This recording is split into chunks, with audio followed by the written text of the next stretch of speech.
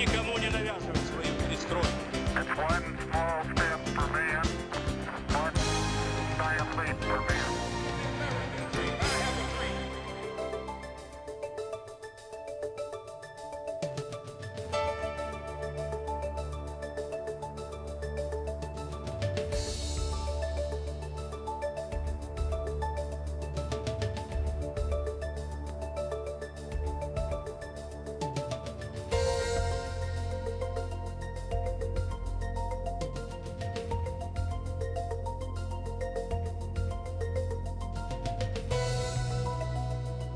En signant l'entrée du nouveau métropolitain, l'architecte et dessinateur français Hector Guimard impose le moderne style.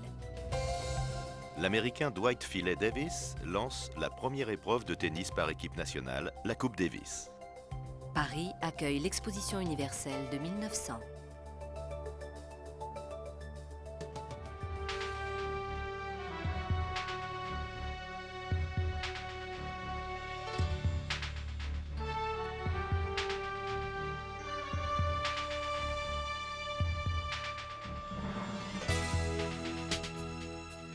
C'est le 20 mai 1900 que Paris, en pleine exposition universelle, inaugure les deuxièmes Olympiades de l'époque moderne.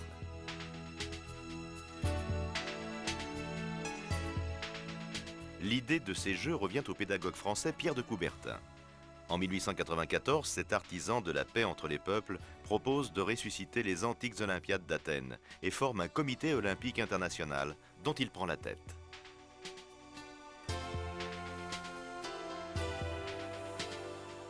Deux ans plus tard, en 1896, les premiers Jeux olympiques se déroulent symboliquement à Athènes. En 1900, plus d'1 millier d'athlètes se disputent à Paris la victoire olympique dans 18 disciplines différentes. Pour la première fois, des femmes participent à cette nouvelle édition des Olympiades. L'Américain Alvin Kreslane remporte 4 victoires aux 110 et 210 mètres haies, aux 60 mètres et au saut en longueur en franchissant 7 mètres 18.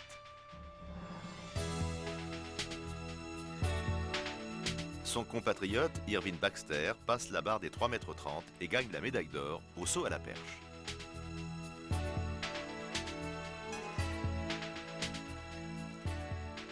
Au lancer de disque, c'est le Hongrois Rudolf Bauer qui, avec 36 mètres 04, remporte l'épreuve.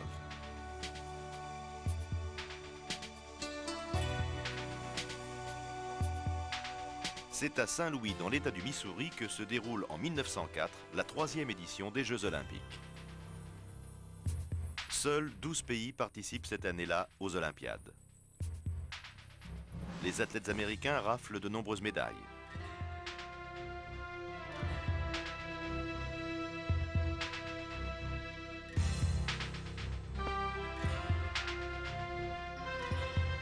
Archie Hahn, originaire de Saint-Louis, gagne les 60, 100 et 200 mètres.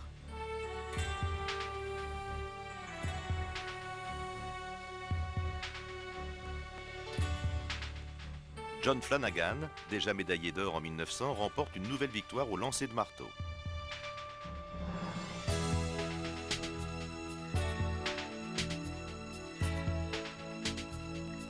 Martin Sheridan s'impose au lancer de disque.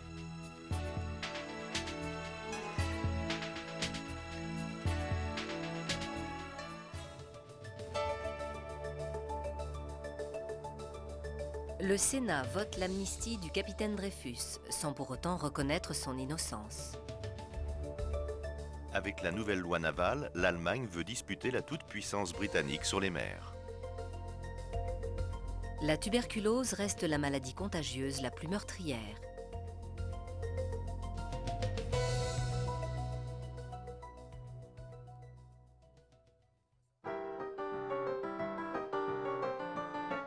Paris, c'est devenu la ville par excellence, la cité géante des temps modernes. Vitrine de la belle époque, elle est la capitale d'une société sûre d'elle-même et de sa marche vers le progrès.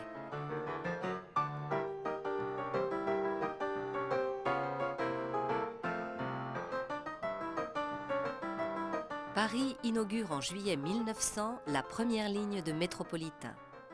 Électrique, ce chemin de fer souterrain transporte ses heureux passagers d'un bout à l'autre de la capitale.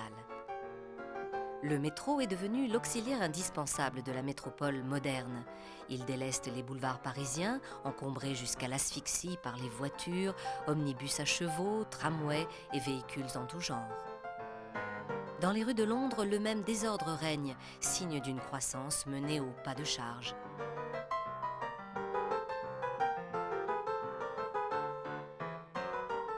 En 1863, le premier Metropolitan Railway, vite rebaptisé Métro, est mis en service entre Bishop's Road et Paddington Station.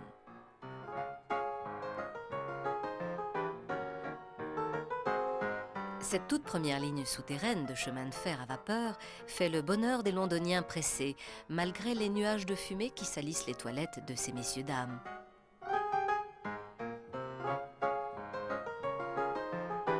La ville s'agrandit, annexe ses faubourgs, déborde sur les campagnes voisines. Tandis que le centre brille de tous ses feux et prend de la hauteur, un monde nouveau et chaotique se développe à sa périphérie. Autour des usines et sous leur chape de fumée naissent les cités ouvrières aussi monotones que lugubres. Une autre ville pousse, la banlieue, dont la croissance anarchique inquiète le bon bourgeois. Des familles entières s'entassent dans une seule pièce, sans aucun confort ni équipement sanitaire. Le rêve de ces gens, venus parfois de loin chercher fortune dans la capitale, se brise sur la réalité souvent sordide d'un monde urbain miséreux et violent.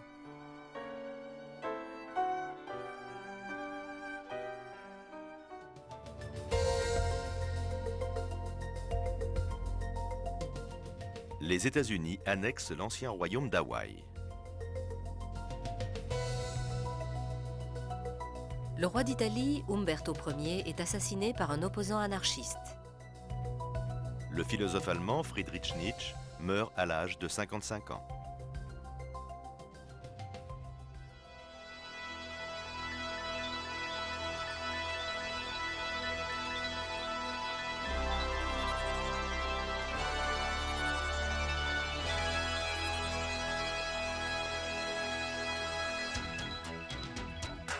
À l'aube du XXe siècle, la recherche scientifique en pleine effervescence fait des pas de géant.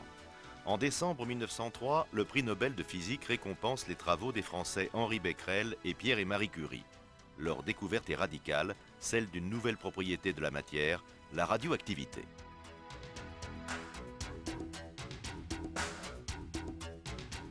Autre invention, et de taille, la télégraphie sans fil, ou TSF, un procédé mis au point en 1896 par l'italien Marconi.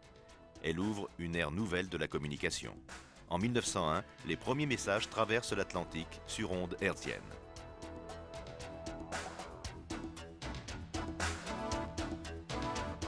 Le nouveau monde, cette Amérique si souvent rêvée, n'est plus si loin.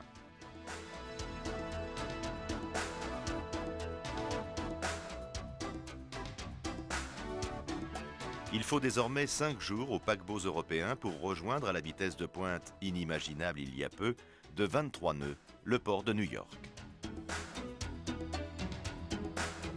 De véritables villes flottantes fendent désormais les eaux de l'Atlantique.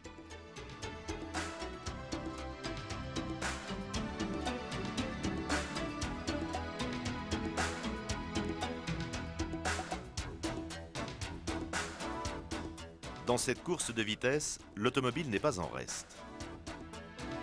C'est en 1886 que les ingénieurs allemands Gottlieb Daimler et Wilhelm Maybach construisent la première voiture équipée d'un moteur à essence.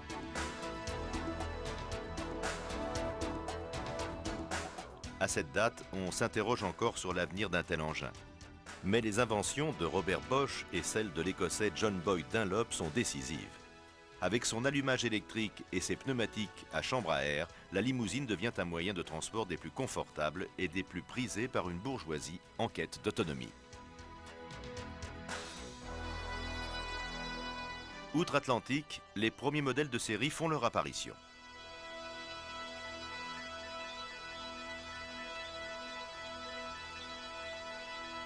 En 1903, la Ford Model T sort des usines de Détroit. À vocation militaire ou utilitaire, ces nouveaux engins prendront le pas sur les anciennes voitures à cheval.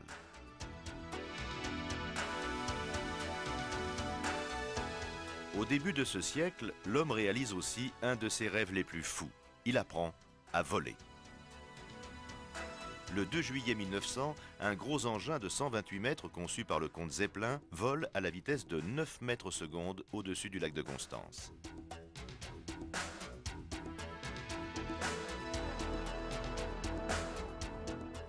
Fait de tissu tendu sur une armature en aluminium, ce véritable vaisseau aérien n'aura pas la carrière que lui souhaitait son inventeur.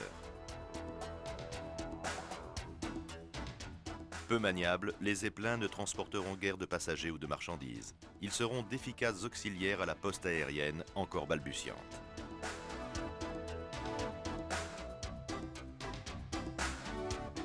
Ils offriront aussi en temps de guerre leurs bons et loyaux services. Les débuts de l'aviation sont plus accidentés. Les constructions les plus folles partent sans succès à la conquête du ciel.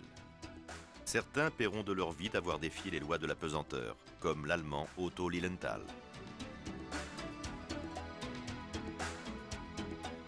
Aux États-Unis, les deux frères Wright mettent au point l'avion qui, le premier, montrera à l'humanité que le rêve est devenu réalité.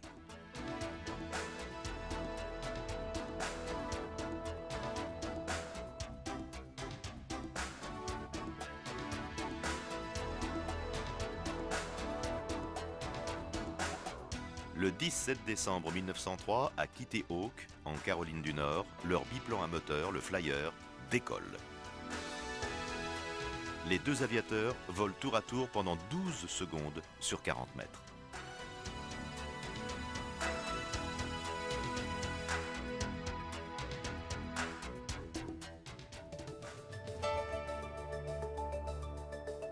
Sous le pseudonyme de son mari, Willie, Colette fait paraître le premier livre d'une série à succès, Claudine à l'école. Le premier aspirateur est né. Le barreau français s'ouvre au sexe féminin. Jeanne Chauvin tient sa première plaidoirie.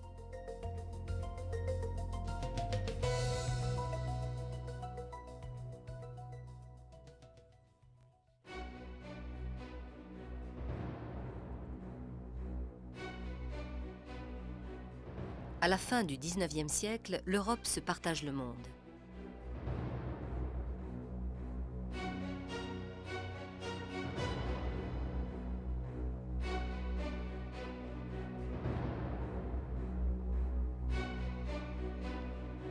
Joseph Chamberlain et plus encore Cecil Rhodes incarnent les ambitions de l'impérialisme britannique sur le continent africain. Ne rêve-t-il pas d'une Afrique anglaise, du Cap au Caire ? La découverte de mines d'or et de diamants dans les républiques indépendantes du Transvaal et de l'État libre d'Orange attise un peu plus encore les convoitises anglaises. En 1896, Sir Leander Starr Jameson, un proche de Cecil Rhodes, lance un raid contre les États autonomes des anciens colons hollandais, les Boers. Celui-ci échoue. Paul Kruger, réélu président de la République du Transvaal en 1898, reste inébranlable. Dans le différend qu'il oppose à la couronne d'Angleterre sur le statut des Uitlanders, les sujets britanniques travaillant dans les mines d'or, il refuse toute concession.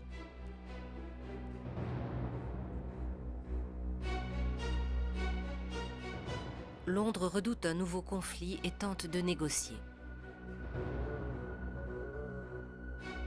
Mais ces exigences sont rejetées par les Boers qui ne veulent ni naturaliser les Uitlanders ni reconnaître la souveraineté anglaise. En 1899, les deux États boers prennent les armes et lancent une offensive contre le Natal, la colonie britannique voisine. Inférieurs en nombre, les Boers ont pour eux une longue expérience militaire acquise contre les tribus noires. Dans un premier temps, ils remportent de brillants succès.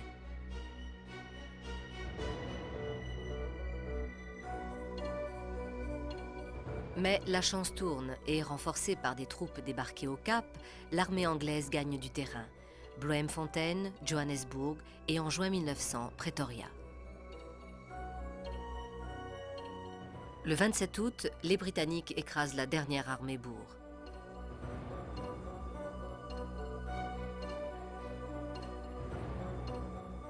Paul Kruger se réfugie en Europe. Mais la guerre n'est pas terminée. Les bourgs, au nom de leur indépendance, engagent une guérilla féroce et sans merci. Les Britanniques ripostent violemment. Ils incendient les villages, déportent des populations entières. En Europe, l'Allemagne dénonce avec force les agissements de la Grande-Bretagne.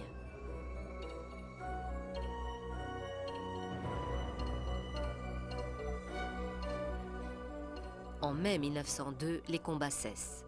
La paix de Vereeniging enterre les deux républiques bourgs, le Transvaal et l'Orange, qui redeviennent colonies anglaises.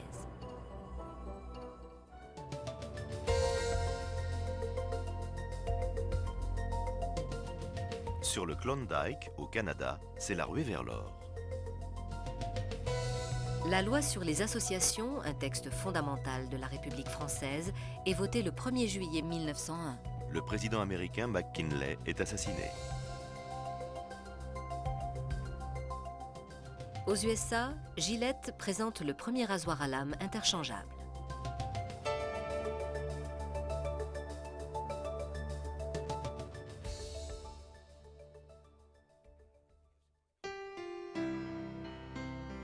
C'est dans la Vienne puritaine de 1900 que le neurologue et psychiatre autrichien Sigmund Freud publie son premier ouvrage, L'interprétation des rêves.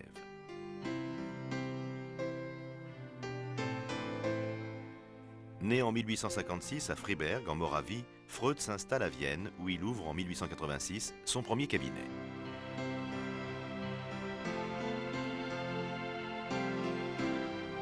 Spécialisé en neurologie, il travaille sur les causes de l'hystérie et sur le rôle de l'hypnose dans sa thérapie.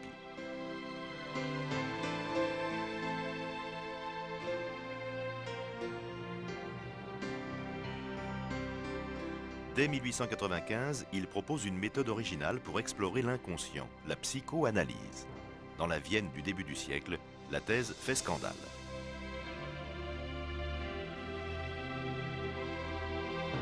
Freud ne fait-il pas de la libido le noyau central de la personnalité? Malgré les résistances de l'époque, la psychanalyse fait rapidement des adeptes. Dans le cabinet de Freud, les patients s'allongent et se livrent au travail psychoanalytique, le seul à même de résoudre les conflits à l'origine de leur névrose. C'est par la libre association des images et des idées que le sujet peut déchiffrer la signification inconsciente de certaines conduites, décrypter dans ses rêves ou actes manqués les substituts symboliques de désirs refoulés. La psychanalyse prend ainsi le pas sur l'hypnose dans la thérapeutique des différentes angoisses, phobies ou obsessions.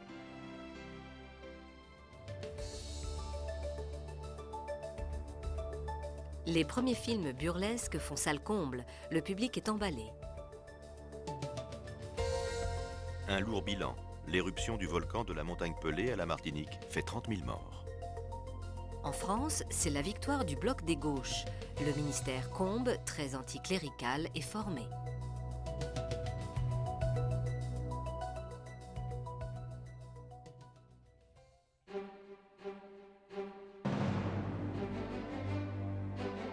En 1904, la construction des 7500 km de voies ferrées à travers la Russie est achevée. Le transsibérien est la ligne de chemin de fer la plus longue au monde. Elle relie l'Oural au port de Vladivostok sur la mer du Japon, en passant par Omsk, Novosibirsk, le lac Baïkal et la Mandchourie. Au XIXe siècle, la Russie des Tsars s'est lancée dans la conquête des espaces sibériens et la recherche d'une ouverture maritime sur le Pacifique. Le nouveau réseau ferré doit répondre aux objectifs économiques et politiques de ce nouvel et immense territoire aux hivers très rigoureux. Il doit désenclaver des régions agricoles, véritables greniers à blé de l'Empire.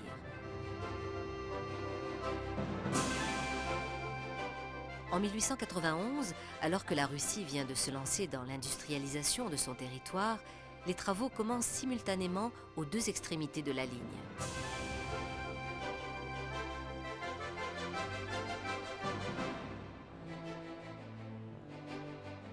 Plus de 10 ans après, ils sont achevés et les premiers voyageurs embarquent sur ce train qui, à peine en service, est déjà entré dans la légende.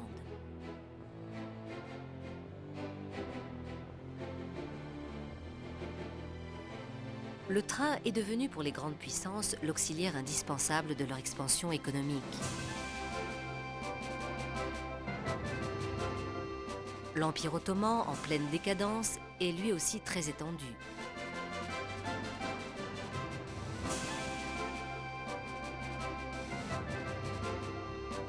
La ligne ferroviaire entre Konya et Bagdad, longue de 2500 km, doit rejoindre le port de Bassora et les territoires sous domination britannique.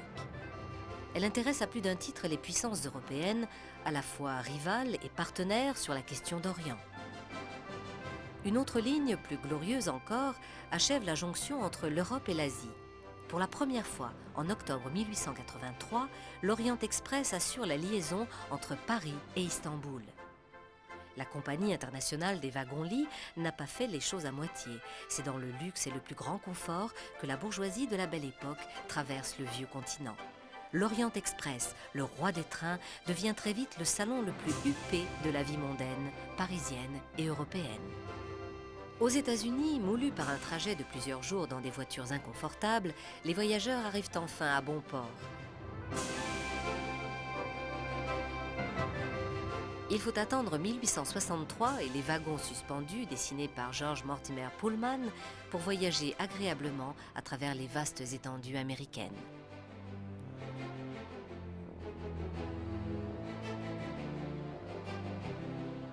Concurrence oblige, les compagnies de chemin de fer américaines se livrent une guerre sans merci.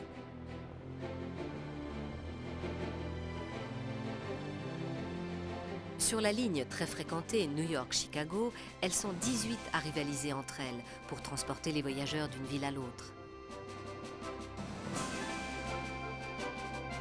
Comme le dit la devise, que le meilleur gagne. Édouard VII, l'une des figures les plus célèbres du Paris de la Belle Époque, succède à sa mère, la reine Victoria, sur le trône d'Angleterre. Le premier barrage d'Assouan, construit par les Anglais, est inauguré. L'Europe adapte à sa manière les rythmes de danse noire, le cakewalk.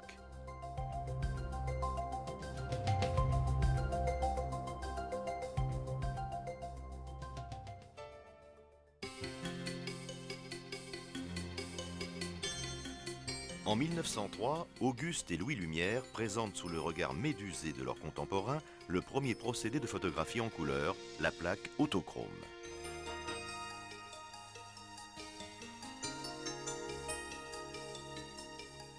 Ces deux industriels français, l'un biologiste et l'autre chimiste, travaillent depuis de nombreuses années déjà à améliorer les techniques de la jeune et encore balbutiante photographie. Ils n'en sont pas à leur première invention. Le cinématographe, mis au point en 1895, enregistre 16 images à la seconde et donne l'illusion absolue du mouvement. Dans le sous-sol du Grand Café à Paris, le cinéma est né. L'invention de la photographie n'est pas sans influencer le monde artistique, les peintres en particulier.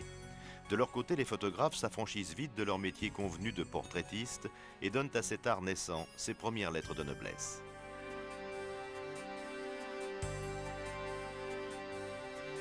L'un d'entre eux, Alfred Stieglitz, est connu des milieux new-yorkais pour sa galerie avant-gardiste. Il illustre par ses paysages et les portraits qu'il réalise de sa femme la dimension artistique d'un art qui n'est pas un simple plagiat de la réalité.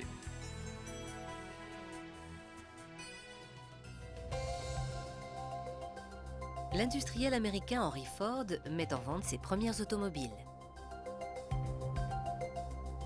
Le public parisien fait une ovation à la danseuse américaine Isadora Duncan. Les premières affiches publicitaires vantent l'hygiène de la société moderne.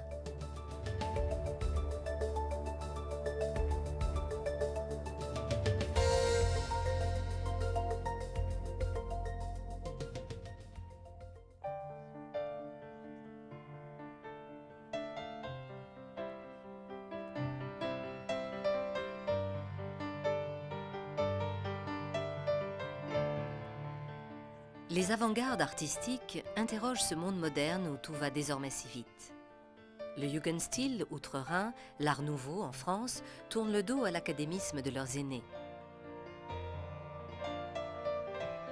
En architecture, le mouvement et l'ornementation envahissent les intérieurs pour les mettre au diapason d'un monde nouveau, saisi par la vitesse et le tourbillon des changements. Gustav Klimt est l'un des plus talentueux représentants viennois de cette révolte contre l'école du réalisme. Contemporain de Freud, Gustav Klimt met en scène sous un trait élégant et un chromatisme raffiné l'être humain dans son fort intérieur, ses passions, ses instincts de vie et de mort. Les Viennois de l'époque crieront au scandale. L'érotisme de ses peintures n'était pas pour plaire à l'esprit pudibond de l'époque. En France, le sculpteur Auguste Rodin impose à ses contemporains le génie d'une œuvre inclassable. Très impressionné par la statuaire de Michel-Ange, Rodin casse avec le naturalisme et cherche à traduire le mouvement comme l'expressivité, le plus souvent pathétique, de ses personnages. Par la très grande liberté qu'il s'autorise, de la surface accidentée de ses bronzes où se joue la lumière, à celle lisse et fluide de ses marbres, Rodin déroute, Rodin dérange et s'impose avant tout comme un génie indépendant. L'Allemand Thomas Mann sort le roman social de ses impasses naturalistes, comme le montre son livre magistral « Les Buddenbrooks » paru en 1901. Très imprégné par la culture européenne, l'Américain Henry James illustre lui aussi le tournant de l'esthétique romanesque. Avec Les ailes de la colombe, paru en 1902, James écrit un roman où la psychologie complexe de l'héroïne prend le pas sur l'intrigue. Il ouvre ainsi la voie à ses cadets en littérature, Joseph Conrad, James Joyce ou Virginia Woolf.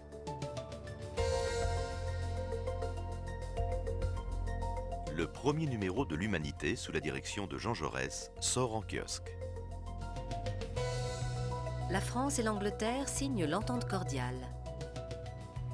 Le Parlement français interdit l'enseignement aux congrégationnistes. Le Dalai Lama fuit devant les troupes d'occupation britanniques.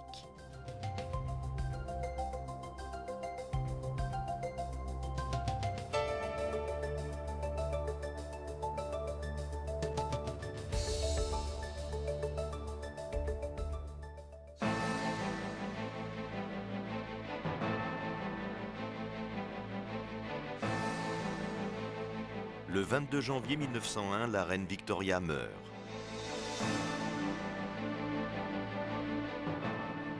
Pour l'Empire britannique, alors au fait de sa puissance économique et politique, c'est la fin d'un monde.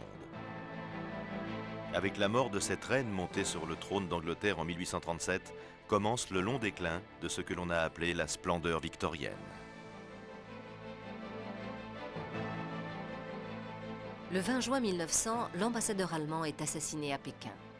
Les Boxers, membres d'une société secrète anti-européenne, revendiquent cet assassinat ainsi que le massacre de nombreux chrétiens. Leur but, débouter hors de Chine les grandes puissances qui se partagent économiquement le pays et l'ont transformé en semi-colonie. Ce mouvement xénophobe, qui dénonce au nom de la tradition le dépeçage de l'empire mandchou, a reçu l'appui de Tseohi, l'impératrice douairière.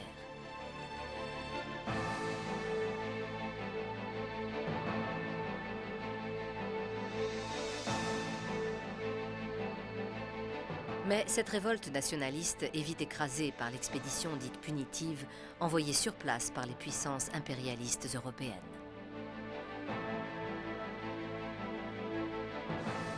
Le 3 juillet 1904, l'écrivain juif hongrois Theodor Herzl meurt. Le sionisme, le mouvement national juif d'inspiration à la fois religieuse et politique, vient de perdre son père fondateur. Très sensible et très inquiet des poussées antisémites en Europe, Theodor Herzl veut apporter une solution moderne à la question juive. Devant le premier congrès sioniste qu'il organise à Bâle en 1897, il défend l'idée d'un État juif, la nécessité pour la nation juive de conquérir une identité politique et territoriale en Palestine. Le 19 juillet 1903, le Français Maurice Garin franchit avec 6 secondes d'avance sur ses concurrents la ligne d'arrivée du premier Tour de France. Le public a suivi avec passion les 6 étapes de cette épreuve sportive longue de 2428 km.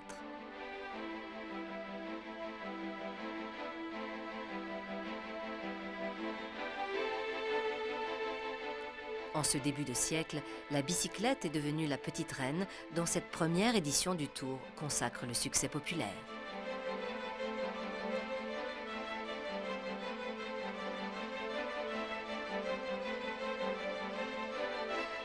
L'électricité change la vie des gens.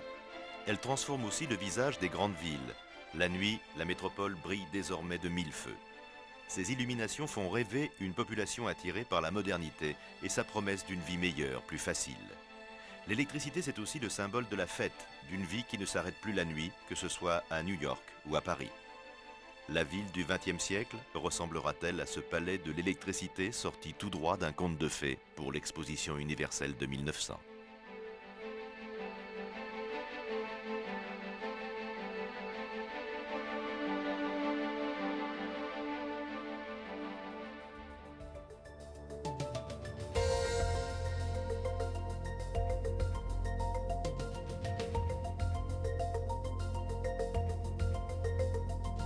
En janvier, un froid record fait des dizaines de victimes en Europe. La France gagne le premier match de foot organisé à Paris. Elle bat la Suisse 1-0. 200 000 gueules noires se mettent en grève dans les mines de la Roure.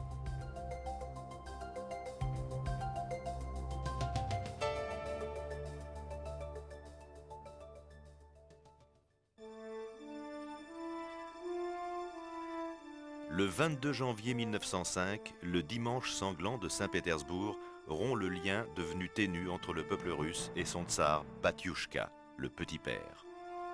Ce dimanche, une foule pacifique conduite par le pope Gapon se dirige vers le palais d'hiver pour soumettre au tsar une pétition. La manifestation tourne au drame, les Cosaques tirent sur la foule et tuent de nombreux manifestants. Ce massacre met le feu aux poudres. Manifestations, grèves ouvrières, soulèvements paysans, la Russie bascule dans la révolution. L'agitation gagne l'armée. Au mois de mai, la mutinerie à Odessa des marins du cuirassé Potemkin est tout un symbole, dont se servira plus tard le célèbre cinéaste russe Sergueï Eisenstein.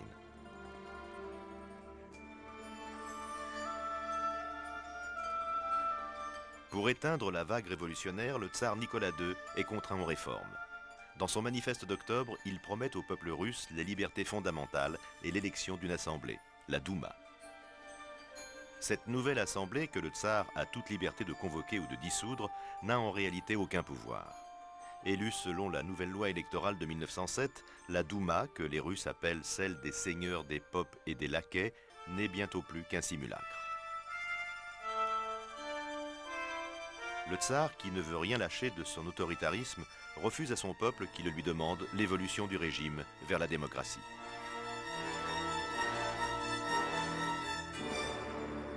Pour son premier ministre, Stolypine, la modernisation de la Russie passe par une réforme agraire et la dissolution du système communautaire des Mires.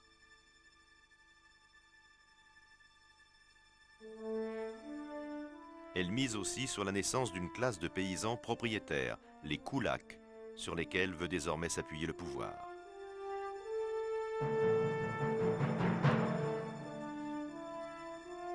Mais cette réforme ne sort pas la Russie de la crise. Elle sous-estime la question ouvrière, mécontente les minorités et ne profite qu'à quelques-uns. Pour avoir refusé les réformes nécessaires, le tsarisme s'enfonce dans la crise et continue d'ignorer les conditions miséreuses dans lesquelles vit la grande majorité des paysans.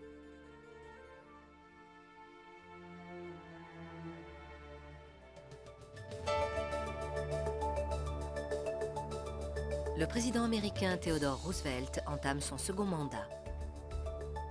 En Espagne, le roi Alphonse XIII prononce une large amnistie à l'occasion de la fête de son saint patron.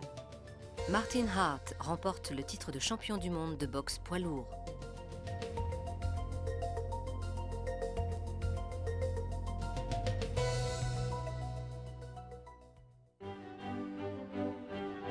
Berne, juin 1905.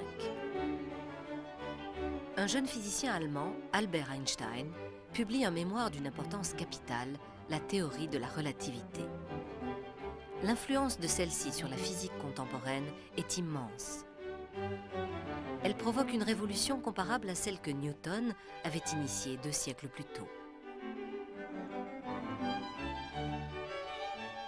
Einstein remet en effet en question les catégories traditionnelles de l'espace et du temps.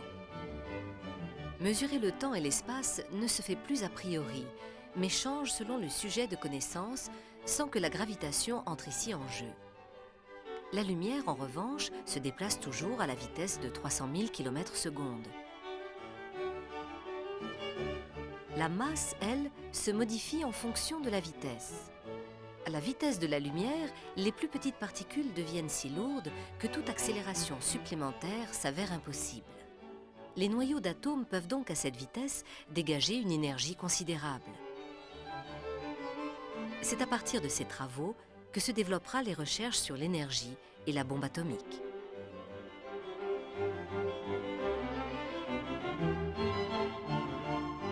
Einstein démontre aussi qu'un homme qui se déplacerait dans l'espace à la moitié de la vitesse de la lumière n'aurait vieilli à son retour sur Terre que de moitié par rapport aux autres.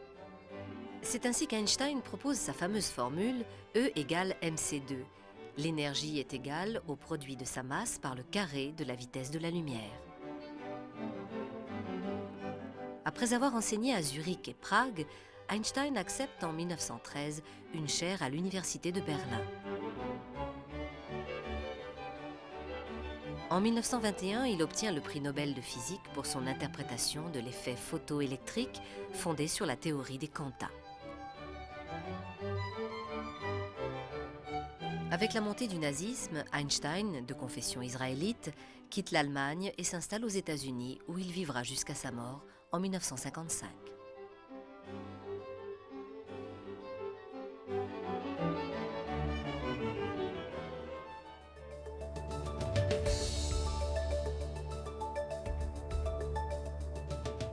Le musicien de jazz Louis Armstrong naît à la Nouvelle-Orléans. En Calabre, un grave tremblement de terre fait 2000 victimes. À Budapest, 100 000 manifestants défilent pour réclamer le droit de vote.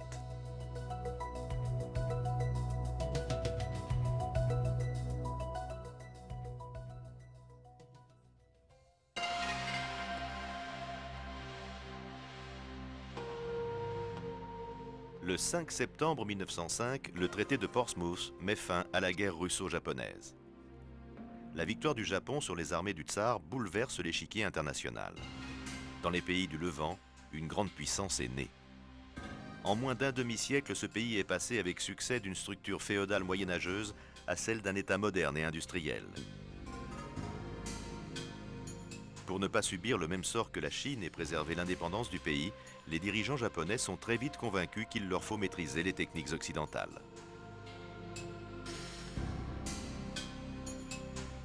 Le régime shogunal traditionnel se révèle incapable de lutter contre les forces réformatrices du Japon qui se rallient en 1868 au nouvel empereur Mutsuhito et à son gouvernement éclairé, le Meiji Tenno. L'ère des grandes réformes, l'ère du Meiji, a commencé. Le système féodal est supprimé et le pays placé sous une administration centralisée. L'État développe le réseau des transports, les télécommunications et les services bancaires avec l'aide de techniciens et instructeurs occidentaux. Il réorganise l'armée et rend le service militaire obligatoire. L'État favorise aussi la modernisation du secteur textile et la naissance d'une industrie lourde. À la fin du XIXe siècle, le Japon a rattrapé ses modèles occidentaux. Reste la question épineuse de sa reconnaissance dans le concert des grandes nations impérialistes.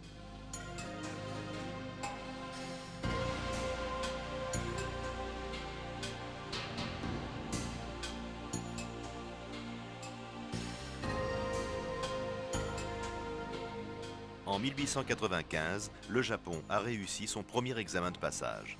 Son armée bat les troupes chinoises dans le conflit qui oppose ces deux empires sur leurs intérêts en Corée. En 1900, le Japon participe au même titre que les puissances occidentales à l'expédition menée contre les Boxers en Chine. En 1902, la diplomatie japonaise remporte un nouveau succès. C'est sur un pied d'égalité que le Japon signe avec l'Angleterre un traité d'alliance contre les volontés expansionnistes russes en Asie. La Russie a récemment obtenu de la Chine l'exploitation du transmandchourien et la concession des ports de Deren et Port Arthur. Le Japon tente de négocier avec Moscou une révision des zones d'influence en Mandchourie, mais les Russes refusent de revenir sur leurs acquis. La riposte est sans appel.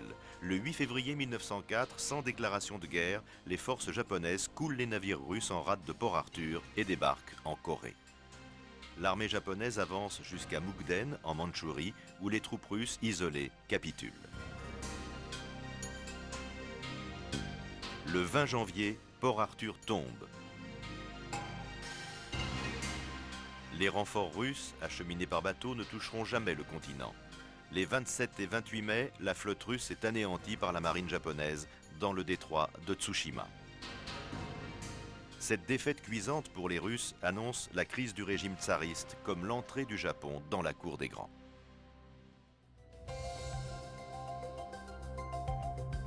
La Corée passe sous protectorat japonais.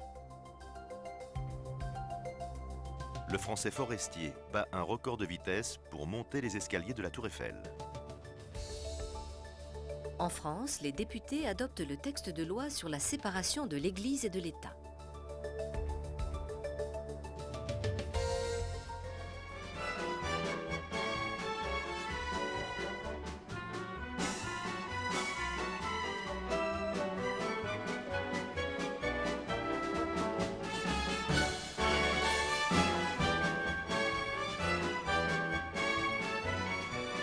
« 1900. Tous les regards se tournent vers le Paris de la Belle Époque. La capitale offre cet heureux mélange d'élégance et d'insouciance, de culture et de joie de vivre. On se presse au théâtre, au lieu de la vie parisienne, où les notables applaudissent leur idole, Sarah Bernard, qui, de la Comédie Française où elle débuta jusqu'aux scènes des boulevards, excelle dans les rôles tragiques, de Phèdre à la Dame aux camélias. En interprétant l'Aiglon à l'âge de 56 ans, elle remporte encore un immense succès. Autre scène de la vie parisienne, les boulevards, où les bourgeoises rivalisent d'élégance pendant que leurs maris, à la mise plus sobre, discutent du dernier remaniement ministériel. La promenade est un rendez-vous à ne pas manquer.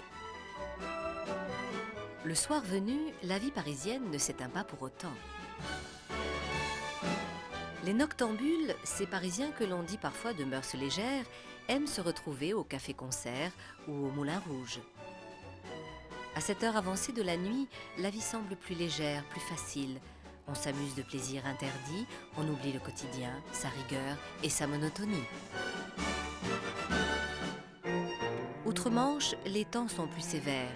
Dans la capitale victorienne, le puritanisme n'a pas dit son dernier mot. Si les Londoniens s'amusent moins, en revanche, ils travaillent. En Angleterre, on ne connaît pas encore le mot déclin.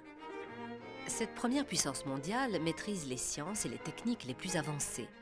Son empire lui fournit des matières premières et une main-d'œuvre inépuisable. Londres, en plein boom d'une croissance sans précédent, est devenue la plaque tournante de l'économie mondiale. La bourgeoisie conquérante n'a plus besoin d'afficher sa nouvelle prospérité.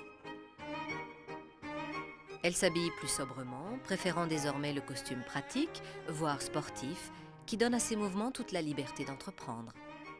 Mais la mode féminine ne se laisse pas enfermer dans un simple fonctionnalisme. On ose l'accessoire qui signe une personnalité, ce chapeau qui de tête en tête se pare différemment de fleurs, de fruits ou de plumes d'autruche.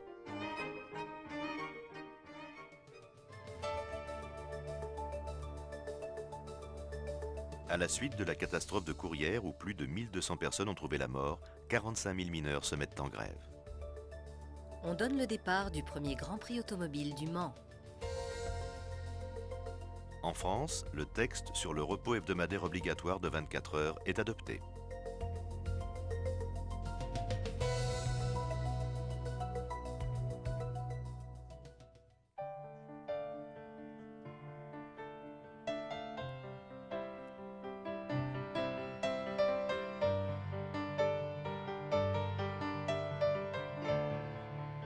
À la première de sa pièce Avant le lever du soleil, le dramaturge allemand Gerhard Hauptmann choque le bourgeois de 1899 par la peinture vériste qu'il dresse des souffrances et des misères du quotidien. Le metteur en scène autrichien Max Reinhardt se détourne du naturalisme. Sa mise en scène révolutionnaire du Songe d'une nuit d'été de Shakespeare connaît un immense succès et le conduit à la direction du Deutsches Theater. En France, le même vent irrévérencieux souffle sur la création théâtrale. Le père Ubu inaugure avec sa gestuelle cocasse et son verbe virulent le théâtre du XXe siècle. Son créateur, l'écrivain Alfred Jarry, joue des images et des mots pour servir une imagination poussée au paroxysme. Un autre Français, Jacques Copeau, tente lui aussi de sortir le théâtre de sa sclérose. Avec sa compagnie du Vieux Colombier, il revisite le répertoire classique et contemporain en renouvelant les règles de la scénographie et les relations entre les comédiens et le public.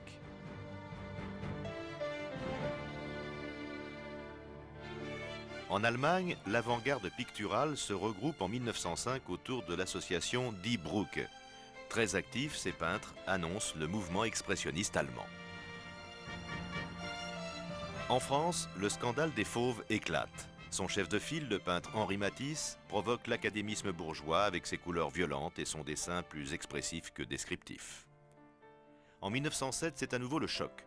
Paris ne parle que des Demoiselles d'Avignon, un tableau peint par un jeune artiste espagnol, Pablo Picasso.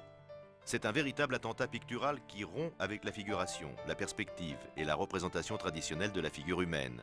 Picasso devient le chef de file du groupe cubiste qui s'installe en 1908 au Bateau Lavoir à Montmartre.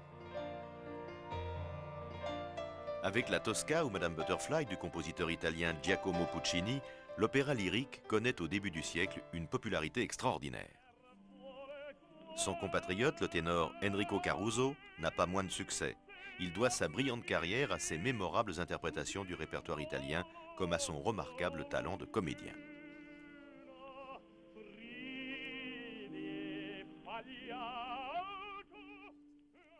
En revanche, c'est l'incompréhension, voire l'indignation du public qui salue à Paris la première représentation de Péléas et Mélisandre du compositeur français Claude Debussy. L'atmosphère ésotérique de ce drame et le non-conformisme de son écriture musicale sont décidément par trop en avance sur leur temps.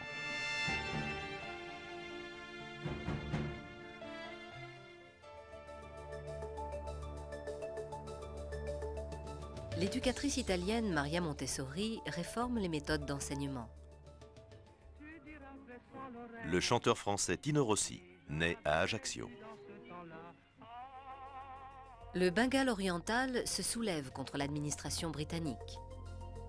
Avec l'accord anglo-russe, la triple entente fait désormais face à la triplice, le système d'alliance allemand.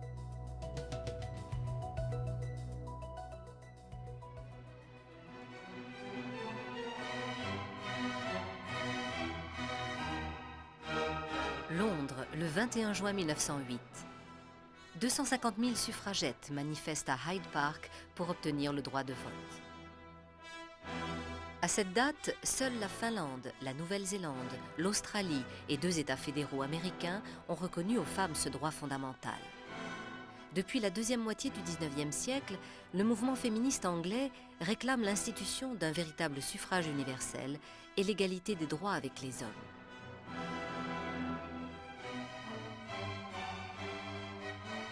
Mais ce mouvement, bientôt divisé sur le mode légaliste de ses revendications, n'obtient pas gain de cause auprès du Parlement.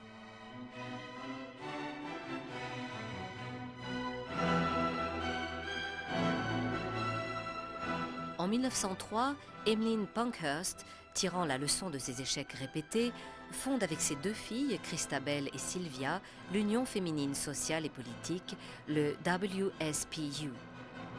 De nombreuses femmes rejoignent cette association dont le radicalisme séduit les plus engagés.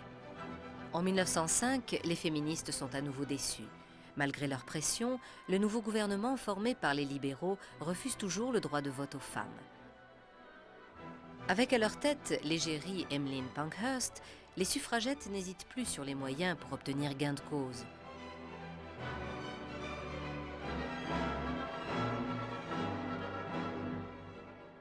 Elles investissent la Chambre des communes, s'en prennent aux forces de l'ordre, saccagent certains bâtiments publics. Accusées de troubler l'ordre public, elles font de fréquents séjours en prison. Les suffragettes font parler d'elles, mais il leur faudra attendre la fin du premier conflit mondial pour obtenir le droit de vote.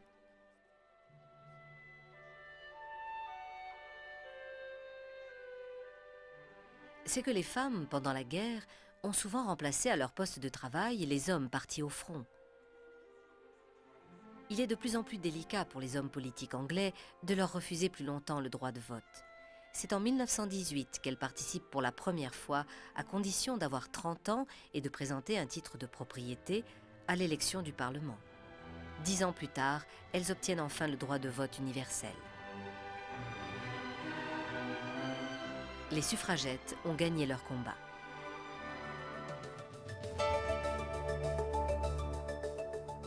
La première course automobile entre Pékin et Paris prend le départ. Le Midi viticole se mobilise contre Paris. C'est la révolte des gueux. Le Congrès américain adopte l'Immigration Act pour protéger les ouvriers contre la concurrence des immigrés européens et asiatiques. Rudyard Kipling reçoit le prix Nobel de littérature pour le livre de la jungle.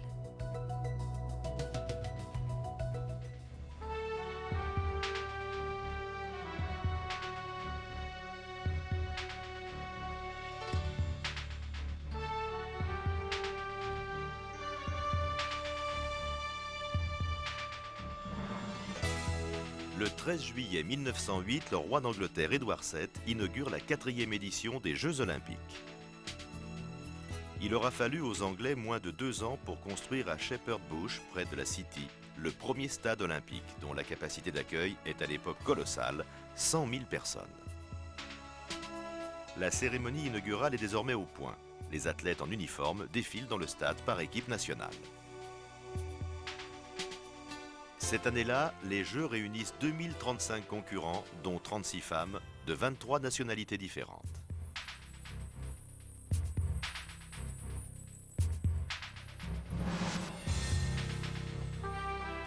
Le 24 juillet, les spectateurs peuvent assister à la finale spectaculaire du marathon. À quelques mètres du but, l'athlète italien Dorando Pietri s'effondre. 2 juges arbitres le traînent jusqu'à la ligne d'arrivée. Pietri n'obtiendra pas la médaille d'or, mais un prix spécial de consolation qu'il recevra des mains de la reine Alexandra. Le Britannique Henry Taylor remporte le 400 mètres nage libre. Il établit le premier record mondial officiel sur cette distance.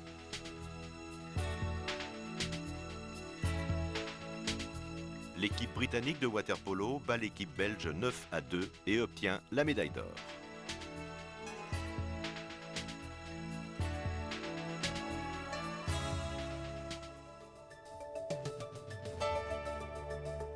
À bord d'un biplan voisin, l'Anglais Henry Farman parcourt 1 kilomètre en circuit fermé en 1 minute 28 secondes. Les cendres d'Émile Zola sont transférées au Panthéon. La Crète, qui rejette la souveraineté turque, proclame son union avec la Grèce.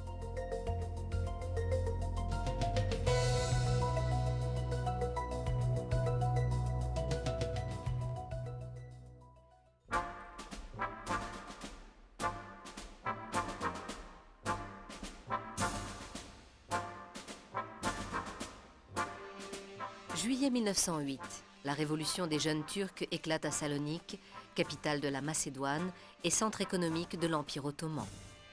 Sous l'impulsion du mouvement Jeune Turquie, animé par des étudiants et officiers progressistes, l'armée se soulève.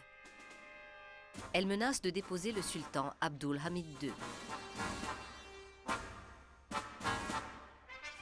Les révolutionnaires exigent le rétablissement de la constitution libérale de 1876, que le sultan a ajourné au bout de 2 ans. Abdülhamid II, dont les jeunes Turcs dénoncent le despotisme comme la faiblesse vis-à-vis des puissances étrangères, est obligé d'obtempérer et de rétablir la constitution. L'Autriche s'inquiète de la tournure que prennent les événements. L'empereur François-Joseph sait ses intérêts menacés dans les Balkans.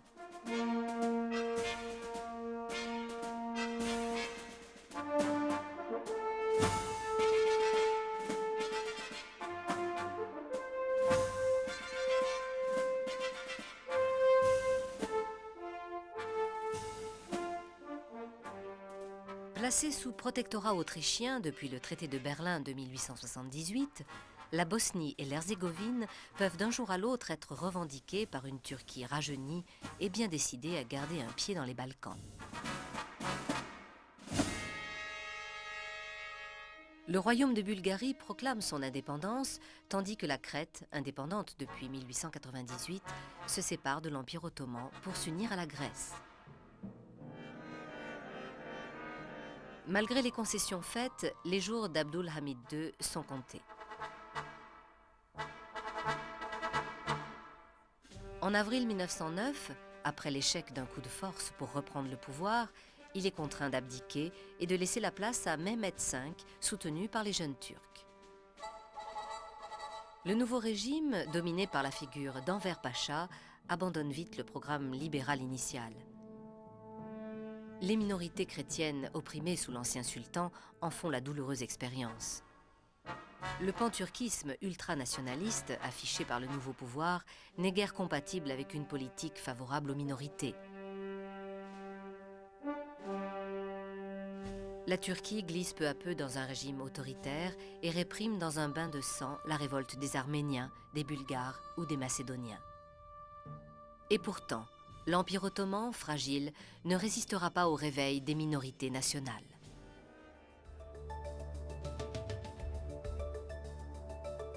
Mistinguett, la future vedette du music-hall parisien, fait ses débuts de comédienne. Serge Diaghilev et ses ballets russes remportent un véritable triomphe à Paris. L'aviateur français Louis Blériot réussit la première traversée de la Manche en avion.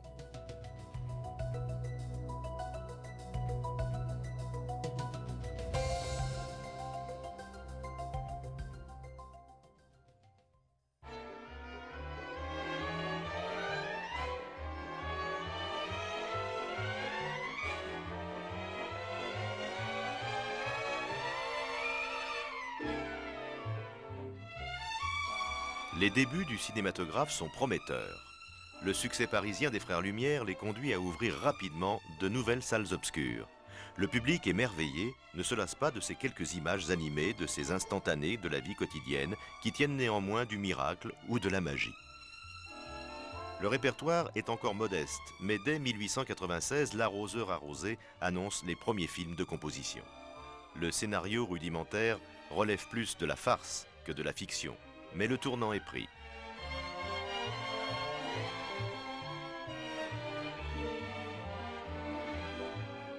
En 1903, l'Américain Edwin S. Porter réalise The Great Train Robbery, le vol du rapide, qui fera date dans l'histoire du cinéma. Avec cet ancêtre du western, les moving pictures se donnent un genre et une personnalité. Construit autour d'un scénario complexe, ce film de fiction alterne les séquences d'intérieur et celles tournées dans des décors naturels. Ce montage alterné donne au cinéma ses propres moyens d'expression. Pour le réalisateur Segundo de Chaumont, la vocation du cinématographe est d'enregistrer non seulement ce qui existe, mais aussi ce qui n'existe pas. Dans son voyage dans la Lune, il utilise, comme son maître Georges Méliès, les nouveaux procédés de surimpression, de ralenti et de fondu qui lui permettent d'évoquer un monde imaginaire et fantaisiste bien éloigné du réalisme alors en vogue. Les Parisiens sont sous le charme et retrouvent leur âme d'enfant.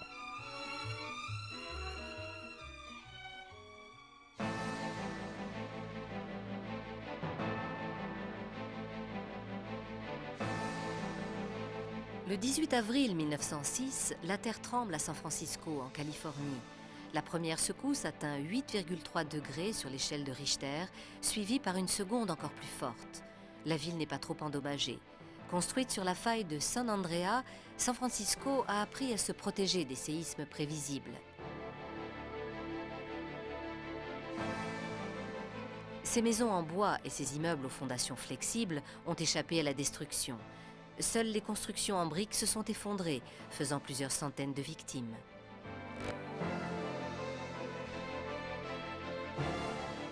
Mais les incendies qui se déclarent ensuite causent plus de ravages que le séisme lui-même. Les conduites d'eau ont été détruites par le tremblement de terre et les pompiers comme les habitants sont impuissants. La ville brûle pendant 3 jours. La catastrophe fait 225 000 sans-abri et ses dégâts sont estimés à 250 millions de dollars. Le 6 avril 1909, l'Américain Robert Peary atteint pour la première fois le pôle Nord. C'est aussi le premier explorateur à suivre les conseils et à adopter le mode de vie des Esquimaux.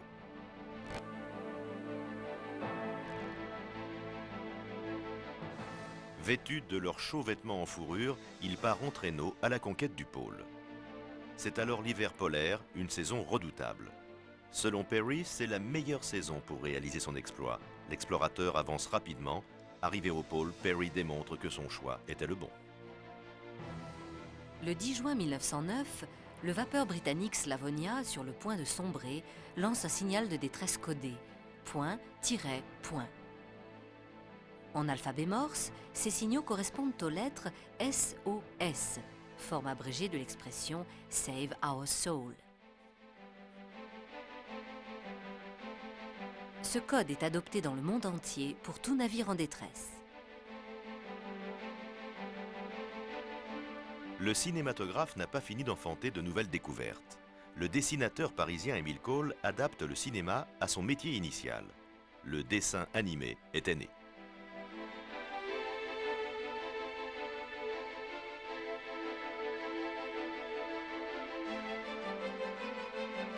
À la fois auteur et opérateur de prise de vue, il lui faut plus de 2000 dessins pour réaliser son premier film en 1908, Fantasmagorie.